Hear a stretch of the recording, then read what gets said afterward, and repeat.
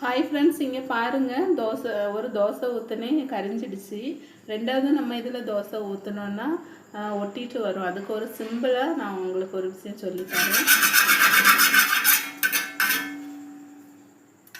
வெங்காயம் இருக்குல்ல, பெரிய வெங்காயம், அது இந்த இப்படி மூட்டை மட்டும் வெட்டிக்காங்க. மேலே உள்ளது அதை வெட்டிட்டு எண்ணெயில் தொட்டு இப்படி நல்லா வாடிக்கோங்க.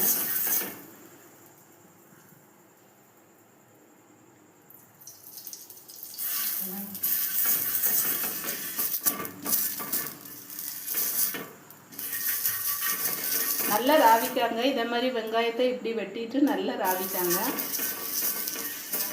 உங்களுக்கு தோசை வரல, தோசை ஒட்டிட்டு வருதுன்னா ரொம்ப சிம்பிளான விஷயம். ஒரு வெங்காயத்தை, பெரிய வெங்காயம் எடுத்து இப்படி வெட்டிட்டு நீங்கள் எண்ணெயில் நல்லா இது பண்ணி தேய்ச்சிக்கோங்க. அப்புறம் நான் தோசை சுட்டு காட்டுங்க எப்படி அழகாக வருதுன்னு பாருங்கள். இது பாருங்கள், நான் மாவு ஊற்றுவேன்.